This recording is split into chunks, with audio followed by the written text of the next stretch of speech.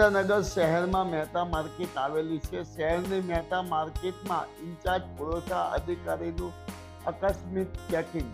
શહેરની મહેતા માર્કેટમાં તેલના અને અનાજના વેપારીઓ અને દુકાનદારોમાં આકસ્મિક ચેકિંગ।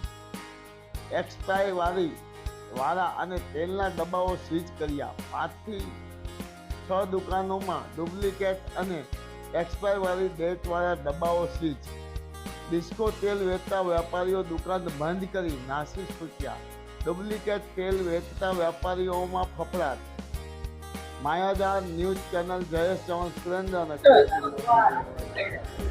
આજે અમારી નાયબ કલેક્ટર પ્રાંત ચોટીલાની ટીમ અને જિલ્લા પુરવઠા અધિકારી સુરેન્દ્રનગર, મામલાદાર વઢવાણ અને ગ્રામ્ય તેમજ ફૂડની ટીમો સાથે આજે જે મહેતા માર્કેટની અંદર સુરેન્દ્રનગર જિલ્લાની અંદર જે તેલનો જે વેપાર થઈ રહ્યો છે તેની અંદર જુદા જુદા તેલો છે, સિંગ તેલથી માંડીને કપાસિયા તેલ છે, તે દરેક તેલોની જે છે એ તેલોની તપાસણી ચાલી રહી છે।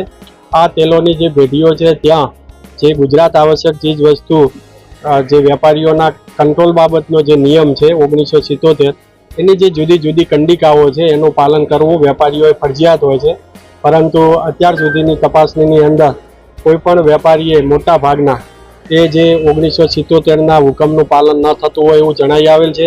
સ્ટોક રજિસ્ટર નિભાવેલ નથી, ખરીદીના બિલો પણ નથી મળતા, તેમજ વેચાણના બિલો, તેમજ વેપારીએ ભાવ છે એ ભાવ ફરજિયાત અહીંયા દર્શાવવાનો હોય છે, ગ્રાહક જોઈ શકે, અને વેપારીએ એમને જે ગ્રાહકને આપે છે એના બિલો પણ એણે રાખવાના હોય છે। જેવી બાબતોની જે ક્ષતિઓ ગેરરીતિઓ સામે આવેલ છે, સાથે સાથે નમૂનાઓ પણ લેવામાં આવે છે। એક્સપાયરી ડેટવાળું પણ તેલ મળી આવેલ છે 50 ડબ્બા જેવા એક ટ્રેડર્સમાંથી। તો આ તમામની સામે છે એ કાયદેસરની કાર્યવાહી હાથ ધરેલ છે।